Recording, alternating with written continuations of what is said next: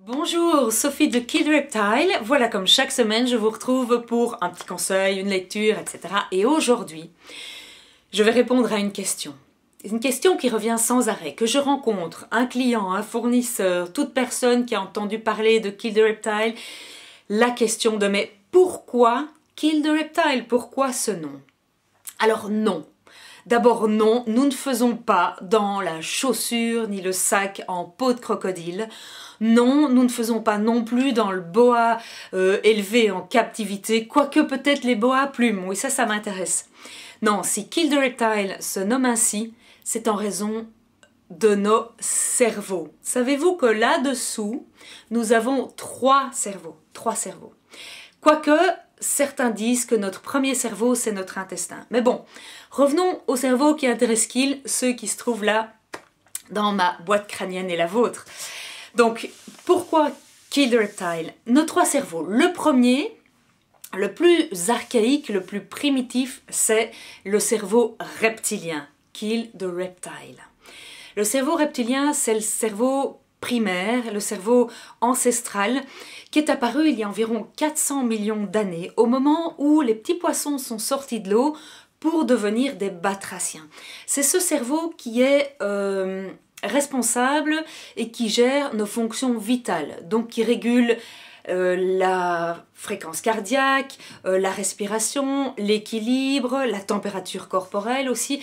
C'est lui également qui assure les besoins vitaux, donc les besoins naturels, boire, manger, se reproduire.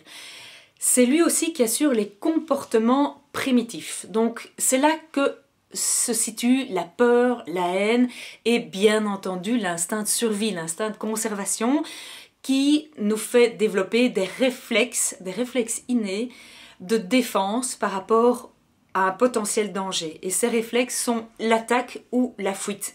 Face à un danger, face à l'inconnu, face à toute situation qui ne fait pas partie de notre expérience. Donc voilà, ce cerveau-là, il se situe vraiment dans le centre de notre boîte, là. C'est au niveau du tronc cérébral et du cervelet. Il est aussi responsable, donc je disais, de l'équilibre qui se situe dans le cervelet. Notre deuxième cerveau, très très important, c'est le cerveau limbique, qui est apparu plus récemment avec les premiers mammifères. Lui, il est responsable de nos émotions. C'est le grand cerveau des émotions. C'est aussi lui qui est responsable du jugement et de la mémoire.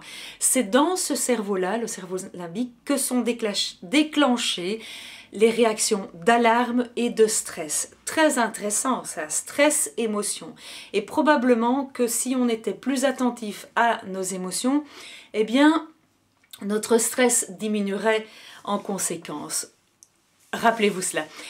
Enfin, le dernier cerveau qui est apparu il y a environ 3,6-4 millions d'années, donc qui est le cerveau apparu avec les primates évidemment, c'est le néocortex et qui correspond aux hémisphères gauche et droite.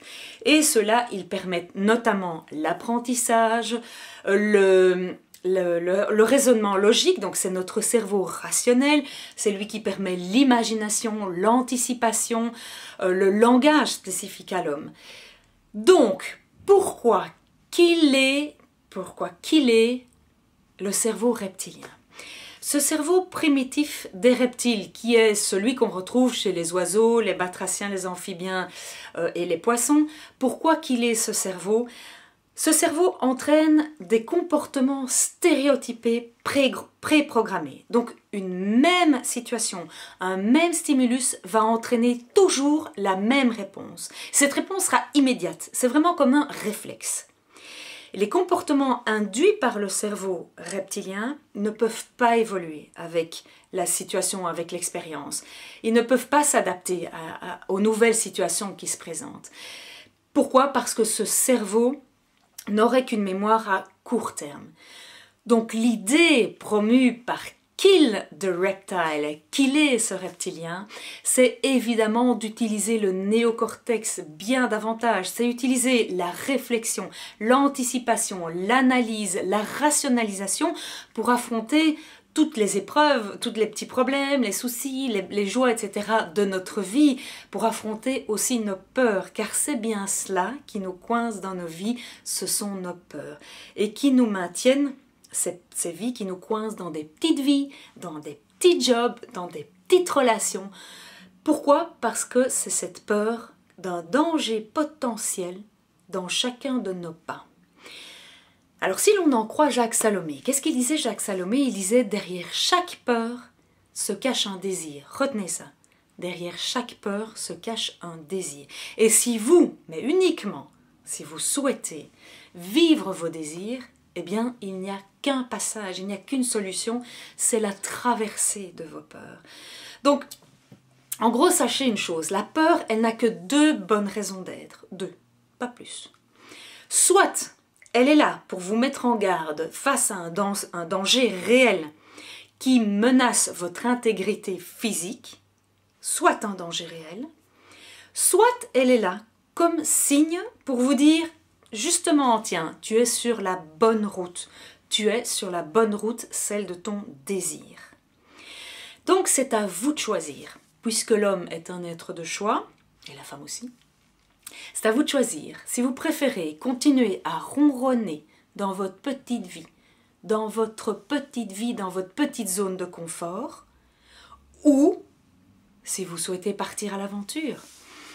Bref, osez.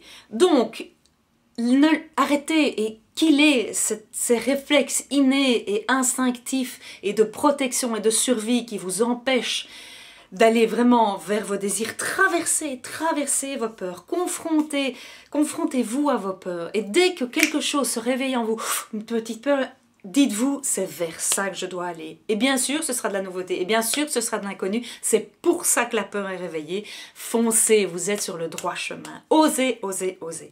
Vous avez besoin d'aide pour sauter dans l'inconnu. N'hésitez pas à me contacter pour un coaching individualisé. Rejoignez-moi sur mes pages Facebook personnelles, professionnelles, Kill the Reptile. Abonnez-vous à ma newsletter, killthereptile.com, à ma chaîne YouTube. Donc toutes les semaines, je vais vous retrouver pour partager avec vous des petits conseils, des exercices, voilà, des choses que j'ai vécues, des lectures, des rencontres. Et alors surtout, pour que ces vidéos soient interactives, moi j'attends tous vos commentaires, vos avis, vos idées, vos réactions, vos suggestions aussi, ici sous la vidéo. Postez toutes vos réactions. Si vous souhaitez que je vous parle d'un sujet, que ce soit en lien avec votre image, avec votre développement personnel, avec votre ressenti, etc., votre image de soi, on en a déjà parlé, mais il y a 1001 sujets, n'hésitez pas à les noter, je reviendrai dans une autre vidéo. Voilà, je vous embrasse et je vous souhaite une magnifique semaine. À tout bientôt, au revoir.